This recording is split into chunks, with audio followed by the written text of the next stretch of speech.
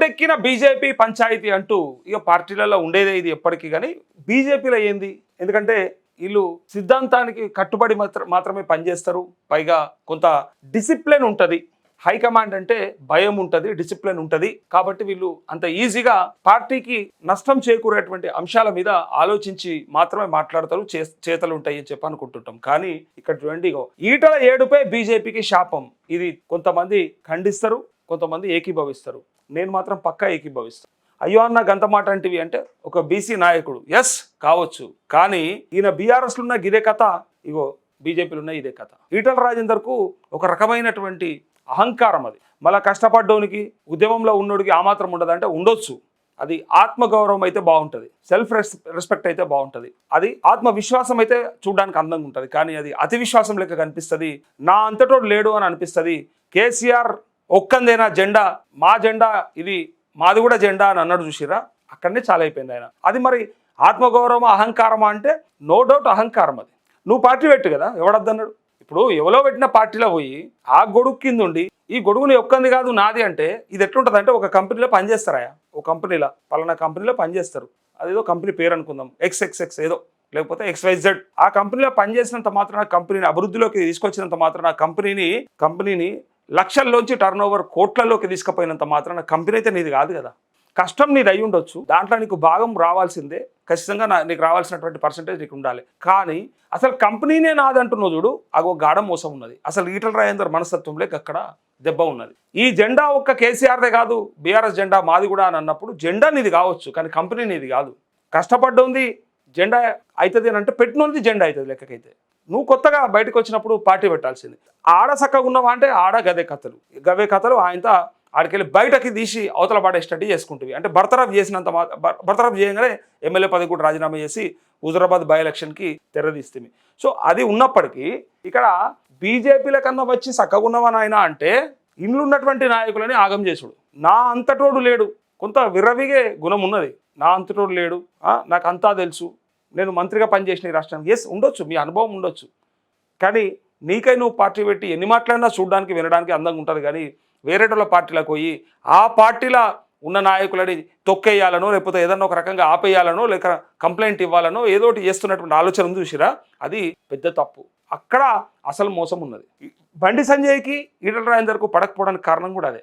పచ్చగడ్డేస్తే బగ్గుమనే సందర్భం ఎందుకు వచ్చిందంటే, ఈయన పోయి ఆడ కంప్లైంట్లు ఇచ్చుడు. బండి సంజయ్ ఒప్పుకున్నాడు, అది ఎవరో కాదు, పార్టీ ఆఫీస్ దగ్గర అయినటువంటి పెద్ద మీటింగ్లో బహిరంగ సభల్లో ఒప్పుకున్నాడు. కంప్లైంట్లు ఇయ్యకూరన్నా అంటే ఈయననే అన్నాడు. ఈయన అన్నాడు ఎవని కొడుక అని మాట్లాడింది ఈయన కూడా.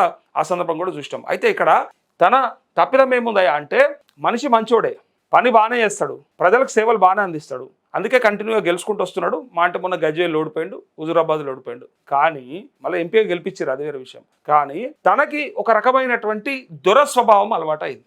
సరే ఆయన బీసీ అని అట్టెట్లయితుంది, వాళ్ళ పిల్లలు మరి ఎవరు అని ఇవన్నీ క్వశ్చన్లు ఉన్నాయి. ఎన్ని పక్కకు పెట్టినా అసలు ముచ్చట ఏంటంటే, ఆయనకి నా అంతటోడు లేడనేటువంటి ఒక అహంభావం అయితే ఉంది. దాంతోనే దెబ్బ పెడతా ఉన్నాడు. వచ్చినటువంటి ఈ పార్టీలను చక్కగా ఉన్నాడా అంటే, ఈ పార్టీలో ఉన్నటువంటి బీసీ నాయకులను దెబ్బ పెడుతున్నాడు. వాళ్ళు ఉన్న వాళ్ళకి ఏముంటుంది, ఈటల రాజేందర్కు మంత్రి పదవి, ఈటల రాజేందర్కి అధ్యక్ష పదవి అనుకుంటే వేస్తూ ఉంటే, చేపిస్తూ ఉంటే, బయట మాట్లాడిస్తూ ఉంటే ఆయనకు డెఫినెట్గా ఇబ్బంది అవుతుంది. అంటే వేరే వాళ్ళకి ఇబ్బంది అవుతుంది. ఆల్రెడీ అలా పనిచేస్తున్నారు అంత కష్టపడ్డోళ్ళు ఎప్పటి నుంచో. ఇప్పుడు అరవింద్, బండి సంజయ్ ఎవరైనా ఇద్దరు బీసీ నాయకులు మొదటి నుంచి ఆ పార్టీలో ఉండి మొదటి నుంచి పట్టుకొని ఏడిచిన వాళ్ళే. నువ్వు వచ్చి అలా కొత్తగా నాకే కావాలి, నాకే రావాలని చెప్పి చేస్తా ఆ ప్రయత్నాలు ఏవైతే ఉన్నాయో వాటిని చూసిన తర్వాత ఈయనను ఇగో నీ ఏడుపు కొట్టు ముఖం నల్లికుట్లోడు అంటారు. ఇక ఇంతకంటే ఇంకేం చెప్పాలి? ఇక నా మాట కాదు మళ్ళీ ఇది. నాకు మాత్రం ఆయన మీద వేరే అభిప్రాయం లేదు, ఏం లేదు. బ్రహ్మాండమైనటువంటి నాయకుడే. కానీ ఈటల రాజేందర్ అంటాడు బాగా నల్లికుట్లోడు. అప్పుడు కేసీఆర్ దగ్గర గదే కథలు పడ్డాడు, ఇలా బీజేపీలో కూడా గివే కథలు పడుతున్నాడు. అందుకోసానికే వాళ్ళకి ఒక ఇట్లాంటి పంచాయతీలు మొదలైనవి అని ఈ ఫ్లెక్స్ ఏందో మీరు చూస్తే షాక్ అయిపోతారు. ఇగో పార్టీలో ముదురుతున్న అంతర్గత పోరు, వర్గాలుగా చీలిన కమలదళం కీలక నేతలు ఆధిపత్యం కోసం బురద జల్లే ప్రయత్నం అంటూ ఇగో బీజేపీ నాయకులు ఎదుగుతుంటే ఇగో అసహనం ఎందుకు అని బీసీ నాయకులు ఎదుగుతుంటే, బీజేపీ కూడా కాదు, బీసీ నాయకులు ఎదుగుతుంటే అసహనం ఎందుకు చూపిస్తాయి. ఇలా ఏమున్నదో బీజేపీ అంతర్గత పోరు నానాటికి ముదురుతోంది. ఆధిపత్య పోరులో ఒకరిపై మరొకరి పైచేయి సాధించేందుకు కొందరు నేతలు తీవ్ర ప్రయత్నాలు చేస్తున్నారు. ఈ క్రమంలోనే పార్టీ పరువు ప్రతిష్టను రోడ్డుకి ఎడుస్తున్నారనే విమర్శలు వస్తున్నాయి. ఇది ఎవరేసిర్రన్నా అని మీకు డౌట్ వస్తుంది చూస్తున్న వాళ్ళు. అన్న ఇది ఎవరేసిర్రు, ఈ ఫ్లెక్సీలు ఎవరేసిర్రు మరి అంటే ఇది ఎవరు వేయించుకున్నారు, వేయిస్తే మళ్ళీ ఎవరికి లాభం ఇది, ఎవరి కోసం ఇది అని అంటే చెప్తుందని అనుకోవాలి ఉన్నారు. మొత్తం చెప్తా. ప్రత్యర్థులు అణచివేయడమే లక్ష్యంగా దుష్ప్రచారం చేస్తున్నారని టాక్ వినిపిస్తోంది. క్రమశిక్షణకు మారుపేరుగా ఉండే బీజేపీ ట్యాగ్ లైన్కు వ్యతిరేకంగా వ్యవహరిస్తున్నారనే విమర్శలు వ్యక్తమవుతున్నాయి. కీలక నేతల మధ్య జరుగుతున్న ఆధిపత్య పోరు కారణంగా కేడర్ తీవ్ర ఆందోళనకు గురవుతోందంటూ ఇప్పుడిప్పుడే రాష్ట్రంలో పార్టీకి మైలేజ్ వస్తున్న క్రమంలో నేతల తీరు వలన నష్టం జరుగుతుందని ఆవేదన వ్యక్తం చేస్తున్నారు. కేంద్ర నాయకత్వం ఇక్కడి పరిస్థితిపై దృష్టి సారించి సమస్యను కొంత పరిష్కరించే ప్రయత్నం చేయాలి. నేను అన్నా కదా, వేరే పార్టీలలో వేరు, కాంగ్రెస్లో వేరు, బీఆర్ఎస్లో వేరు, ఏదైనా మాట్లాడుకుంటారు, ఏదైనా చేసుకుంటారు. కానీ ఇక్కడ బీజేపీ అనగానే కొంత ఆలోచిస్తారు. వాళ్ళకి రావాలనుకున్నప్పుడే డిసైడ్ అయిపోవాలి, ఆ పార్టీ తీర్థం పుచ్చుకునేటప్పుడే డిసైడ్ అయిపోవాలి, సిద్ధాంతానికి కట్టుబడి ఉండాలి, డిసిప్లిన్ ఉండాలి. కానీ ఇక్కడ డిసిప్లిన్ ఎందుకు తప్పుతుందంటే, ఇగో Malkajgiri BJP MP Etela Rajender target చేస్తూ Hyderabad Medchal ORR service road సహా పలు ప్రాంతాల్లో అర్ధరాత్రి వెలిసిన అనామక ఫ్లెక్సీలు రాష్ట్ర రాజకీయాల్లో ఒక్కసారిగా హీట్ పెంచాయి. నీ ఏడుపై బీజేపీకి శాపం, ఈటల బీజేపీలో చేసింది ఏంటయ్యా అంటే ఏమి చేయలే. ఆయన వల్ల ఏమంటారు కదా, రూపాయి పంజరగలే, ఇంత కూడా ఉపయోగపడలే. ఇంక్లూడింగ్ బీజేపీ కార్యకర్తలకు కూడా ఉపయోగపడలే. ఎంపీగా ఆయన గెలుచుకొని ఆ ఎంపీగా గెలిచాడు కాబట్టి ఇంకా మనకు కనబడుతున్న వార్తలు ఆడినా. కానీ హుజురాబాద్లో అట్లా కేసీఆర్ మీద గజ్జేలో పోటీ చేసిండు కదా, ఆ 2 చోట్ల ఓడిపోయిండు కదా, అప్పుడే ఖతం అయిపోతుండే. మళ్ళా ఎంపీగా గెలవకపోయి ఉంటే, ఆ 2 సీట్ల తర్వాత మళ్ళీ బీజేపీ అవకాశం ఇచ్చింది, అట్లా ఓడిపోయి ఉంటే కనుక ఇలా గెలిచిండు కాబట్టే ఈ మాత్రం కనిపిస్తుండే. కానీ ఓడిపోయి ఉంటే ఆయనతో ఎవరు దిగకపోతుండే. ఎందుకంటే మనకు ఉన్నటువంటి యాటిట్యూడ్కి, మామూలు యాటిట్యూడ్ కాదు, అరే ఉంటుంది కదా మినిమం అంటే, బీసీలలో కూడా దొర ఉంటాడా అని అనుకునేటట్టుగా ఉంటాడు ఆయన మాటలు, ఆయన బిహేవియర్, ఆయన యాటిట్యూడ్. మంచోడు అంటారు, సరే ఎలా మంచోడో ప్రజలతో బాగుంటాడేమో తెలియదు. కానీ ఇక మిగతా వాళ్ళతో ఏడ చూసినా ఒక రకమైన యాటిట్యూడ్తో ఉంటాడు అని చెప్పి కొంతమంది అంటా ఉంటే వింటుంటాం మనం. ఇగో అయితే రాష్ట్ర అధ్యక్ష పదవి రాలేదని, సీఎం అభ్యర్థిగా ప్రకటించలేదని, కేంద్ర మంత్రి పదవి దక్కలేదని అసంతృప్తి వ్యక్తం చేస్తున్నారంటూ ఫ్లెక్సీలో పేర్కొన్నారు. 2 చోట్ల ఎమ్మెల్యేగా పోటీ చేసే అవకాశం కల్పించడంతో పాటు ఓటమి అనంతరం మల్కాజ్గిరి ఎంపీ టికెట్ ఇచ్చింది బీజేపీ అని గుర్తు చేశారు. ప్రధాని నరేంద్ర మోదీ నాయకత్వంలో గెలుపొందిన తర్వాత కూడా నా ఇమేజ్తోనే గెలిచారని చెప్పడం రాజకీయ నైతికత కాదని ఫ్లెక్సీలో విమర్శించారు. అలాగే బీసీ నాయకుడు ఎదుగుతుంటే అసహనం ఎందుకని, ఎంపీ ధర్మపురి అరవింద్కు లభిస్తున్న ఆదరణను చూసి కడుపుమంట ఎందుకని ప్రశ్నించారంటూ బండి సంజయ్ వర్సెస్ ఈటల అయిపోయింది. ఇప్పుడు బండి సంజయ్ వర్సెస్ ధర్మపురి అరవింద్గా నడుస్తూ ఉంది. దీనికి ప్రధాన కారణం ఒకరి నుంచి ఒకరికి పోటీ.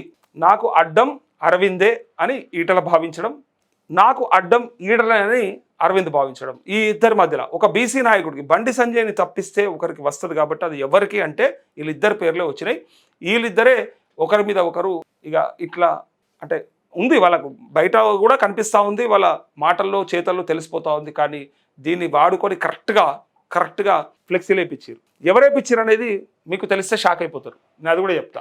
ఎంపీ ధర్మపురి అరవింద్కు లభిస్తున్న ఆదరణ చూసిన కడుపుమంట ఎందుకని ప్రశ్నించారు. నేను బీసీ నాయకుడిని, నేనే ప్రత్యామ్నాయం అనే భావన నుంచి బయటకు రావాలని ఈటల సూచిస్తూ ఫ్లెక్సీలో వ్యాఖ్యలు చేశారు. అయితే ఈ ఫ్లెక్సీలను ఎవరు ఏర్పాటు చేశారు, వాటి వెనుక ఉద్దేశం ఏంటన్న అంశాలపై స్పష్టత రావాల్సి ఉంది. కాగా ఈ వ్యవహారం బీజేపీ వర్గాల్లో చర్చకు దారితీసింది. దీనిపై బీజేపీ చీఫ్ రామచంద్రరావు స్పందిస్తూ రాష్ట్రంలో పార్టీ గ్రాఫ్ పెరగడాన్ని ఓర్వలేకనే ప్రత్యర్థి పార్టీల నేతలు, బయటి వ్యక్తులు ఇలాంటి దిగజారు రాజకీయాలకు పాల్పడుతున్నారని మండిపడ్డారంటా ఉండే. ఇగో దుష్ప్రచారం సరికాదని అరవింద్ అంటున్నాడు.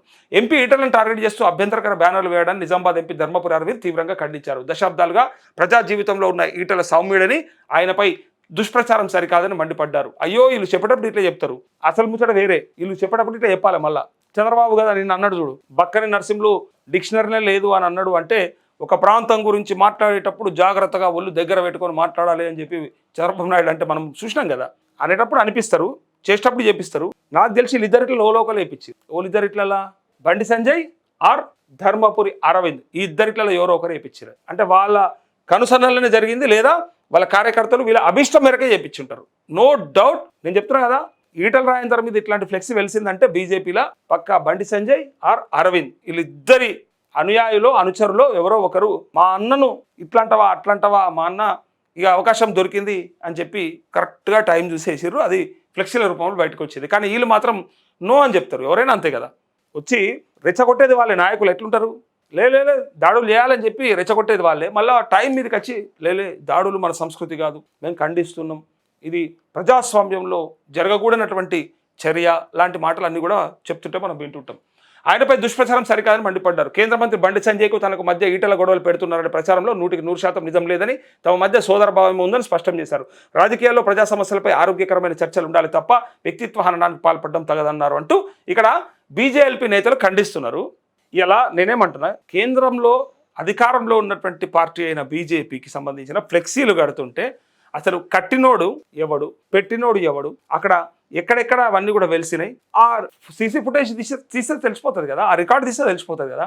ఆ పెట్టినోడు పట్టుకొచ్చి అడిగితే చెప్తాడు కదా, అది ఎవరేసిండ్రు, ఎవరేయమన్నారు, అరే బాబు ఎవరేమన్నారు అంటే వాడు చెప్తారు కదా, పలానా సార్లు వచ్చిర్రు, పలానా వాళ్ళు ఇచ్చిపోయారు, నాకు పైసలు అందుకే కట్టిపోయినా అని చెప్తారు కదా. సో ఎగ్జాక్ట్గా తెలుసుకోవడం పెద్ద విషయం కాదు. ప్రభుత్వం తలుచుకుంటే, ఈడ రాష్ట్ర ప్రభుత్వం తలుచుకున్నా, కేంద్ర ప్రభుత్వం తలుచుకున్నా, కావాలంటే మనం ఇంటెలిజెన్స్ని వాడుకొని కూడా అది ఎవరు కట్టించారో చెప్పొచ్చు. అయినా కూడా ఎవరికి ఉపయోగపడాలో వాళ్ళకి ఉపయోగపడుతుంది కాబట్టి ఎవరు పట్టించుకోలేదు. చూడరు. ఇంకా ఇగో ఈటలకు వ్యతిరేకంగా పోస్టర్లు వెలిసిన నేపథ్యంలో బీజేపీ నేత మహేశ్వర్ రెడ్డితో పాటు మిగతా ఎమ్మెల్యేలు, ఎమ్మెల్సీలు ప్రకటన విడుదల చేశారు. ఎంపీ ఈటలను కించపరిచేలా ఏర్పాటు చేసిన బ్యానర్లను రాష్ట్ర బీజేపీ నేతలు, కార్యకర్తలు ముక్తకంఠంతో ఖండిస్తున్నట్టు పేర్కొన్నారు. ఇది ఒక నాయకుడిపై వ్యక్తిగత దాడి మాత్రమే కాదని, తెలంగాణ బీజేపీ ఎదుగుదలను చూసి భయపడుతున్న ప్రత్యర్థి రాజకీయ శక్తుల అసురక్షిత భావానికి నిదర్శనమని వివరించారు. బీజేపీ నాయకులు ఐక్యంగా ఉండి కుట్రలను తిప్పికొడతామని పేర్కొన్నారంటూ, ఒకవేళ ఇదే మాట కేసీఆర్ను, కేటీఆర్ను అడిగితే 3 తోకలు లేరు, ఊడగొడతాం మిమ్మల్ని, తీసేస్తాం మిమ్మల్ని అని అసెంబ్లీ ఎట్లా అన్నాడు యాదికుందా? మీకు పోగాలం వచ్చిందన్నమాట అని కేసీఆర్ ఆ రోజు అన్నటువంటి మాటలు ఏవైతే ఉన్నాయో, ఇయ్యాల కూడా అడిగితే ఉన్నది మీరు 8 తోకలు, ఇంకా మీ కోసానికి మీ పంచాయతీలు పెట్టడానికి మేము ఫ్లెక్సీలు తయారు చేసి కొట్టానా, మీరు అనుకుంటే సరిపోతుంది, అవసరం లేదు ఎవరు బయట పెట్టేదని చెప్పి కేసీఆర్ కానీ కేటీఆర్ కానీ అనేస్తారు. అట్లనే రేవంత్ రెడ్డిని అడిగితే ఇంకా అంతకంటే దారుణంగా అంటాడు, సిగ్గుంది అసలు మీ మధ్యలోనే సఖ్యత లేదు, మీరే తనుక చస్తున్నారు, ఇంకా మాకేమక్కరా, మేము ఎవ్వరం కూడా మిమ్మల్ని ఫ్లెక్సీలు వేపిచ్చో అది చేసో ఇది చేసో చేయాల్సిన అవసరం లేదు, మీ సావు మీరే చస్తారు, మీ కథ మీరే పట్టించుకుంటారు, మీ బొందలు మీరే దావుకుంటారని రేవంత్ రెడ్డి కూడా అంటాడు. వేరే పార్టీలకు ఏమక్కరనే 100% బీజేపీ పార్టీకి సంబంధించినటువంటి నాయకులు లేదా కార్యకర్తలు కట్టించినటువంటి ఫ్లెక్సీలే. అందులో ఇంకా 99%, ఇక 1% మనకు ఎరకలేదు, 99% అయితే అరవింద్ లేదా బండి సంజయ్ ఉంటారు. చూసుకోరు, చెక్ చేసుకోరు, డౌట్ ఉన్న వాళ్ళు ఉంటే. ఇక అయితే పరిష్కరించేలా చూడాలని కేడర్ కోరుతుంది. ఈటల వర్గం ఏమంటుంది?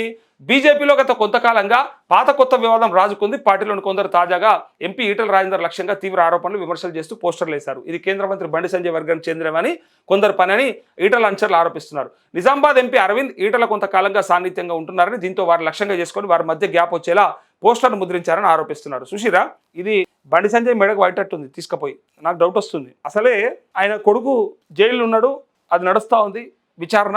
ఈ సందర్భంగా ఇట్లాంటి పనులు చేస్తే ఇంకా మైనస్ అవుతుంది అని చెప్పేసి అర్థం చేసుకోవాల్సి వస్తుంది. ఇంకొక మాట ఏం చెప్పాలా, ఇక్కడ అలా ఇద్దరు పేరు వేసిర్రు అంటే 3వ వ్యక్తి అనుకోవడానికి ఆస్కారం ఉండాలని ఇది కూడా చూడండి. ఇంకా ఎంత నాగ్గా ఆలోచిస్తారంటే, ఒకవేళ అక్కడ అరవింద్ పేరు లేకపోతే అరవింద్ మీదకి వస్తుందేమో అన్న డౌట్తోని అరవింద్ పేరు యాడ్ చేసి పెట్టిరంటే, ఇది అయితే బండి సంజయ్ని బదనాం చేయడానికి కూడా చేయవచ్చు. ఇంకెవరన్నా ఇలా ఎవరు చేసిర్రు అనేది తెలిస్తే మాత్రం ఇక అప్పుడు అర్థమవుతుంది. బండి సంజయ్ కొడుకు భగీరథ్ మీద ఆ కేసు కావడంతో ఆయనకు ఈటల అరవింద్కు మధ్య వివాదం మరింత ముదిరిందని పార్టీ నాయకులు చెప్తున్నారు. బండి రాష్ట్ర అధ్యక్షుడిగా దిగిపోవడానికి పరోక్షంగా ఈటల, ఇతర నేతల కారణమంటూ బండి అనుచరులు ఆరోపిస్తున్నారు. సంజయ్ కొడుకు వివాదం బయటికి రావడంతో ఈటల అరవింద్ అస్తముందంటూ ఆరోపణలు వచ్చాయి. దీంతో ఈ ముగ్గురు నేతల మీద బహిరంగంగానే సోషల్ మీడియాలో పరస్పర పోస్టులు, విమర్శలు వైరల్ అవుతున్నాయి. ఈటల టార్గెట్గా పోస్టర్లు. అసలు ఆ పోస్టర్లో ఏముంది? ఈటల ఏడుపే బీజేపీకి శాపం, రాష్ట్ర అధ్యక్ష పదవికి రాలేదని ఏడుపు, సీఎం అభ్యర్థిగా ప్రకటించలేదని ఏడుపు, కేంద్ర మంత్రి పదవి రాలేదని ఏడుపు, 2 చోట్ల ఎమ్మెల్యేగా పోటీ చేసే అవకాశం ఇచ్చింది బీజేపీ, ఓడిపోయినా మల్కాజ్గిరి ఎంపీ టికెట్ ఇచ్చింది బీజేపీ, మోడీ నాయకత్వంలో గెలిచినా న్యాయమేస్తోనే గెలిచానడం ఇదేం రాజకీయ నైతికత, బీసీ నాయకులు ఎదుగుతుంటే అసహనం ఎందుకు, ఇందూరు బిడ్డ ఎంపీ అరవింద్కి వస్తున్న ఆదరణ చూసి కడుపుమంట ఎందుకు, నేనే బీసీ నాయకుడిని, నేనే ప్రత్యామ్నాయం అనే భ్రమ నుంచి బయటకు రా ఈటల, బీజేపీ నీకు ఎన్నో అవకాశాలు ఇచ్చిందంటూ ఆ పోస్టర్లో రాసుకొచ్చారు. అయితే కేంద్ర మంత్రి పైన నాకు ఆశలు ఉన్నాయి. ఆ పదవి పైన బండిని కేంద్ర మంత్రివర్గంలోకి తీసుకునే క్రమంలో తమకు పదవి వస్తుందని ఆశించిన అంటే ఎంపీలు ఈటల, అరవింద్, డీకేఆర్ తదితరులు భావించారు. తీరా బండికి ఛాన్స్ దక్కడంతో వారంతా నిరాశ చెందారు. రాష్ట్ర అధ్యక్ష పదవి కోసం వారంతా ఎదురు చూస్తారు, కానీ అది కూడా సాధ్యం కాలే. రాజ్యసభ ఎన్నికల అనంతరం ఈ నెలాఖరున వచ్చే నెల మొదటి వారంలో కేంద్ర కేబినెట్ విస్తరణ ఉండే అవకాశం ఉంది. రాష్ట్రంలో మరొకరికి కేంద్ర మంత్రి పదవి వచ్చే ఛాన్స్ ఉంటుందని ప్రచారం జరుగుతుంది. దీంతో ఎంపీలు ఎవరికి వారు ప్రయత్నాలు చేస్తున్నారు. మహిళా కోటాలో డీకే అరుణ, ఎస్టీ కోటాలో నగేష్, బీసీ కోటాలో లక్ష్మణ్, ఈటల, అరవింద్ ఉన్నారు. ఈ క్రమంలోనే గ్రూప్ రాజకీయాలు ఆధిపత్య పోరు పెరిగిందని పార్టీలో చర్చ జరుగుతుందంటూ ఇది మొత్తం వాళ్ళ పార్టీకి సంబంధించినటువంటి పంచాయతీ చర్చ రచ్చ.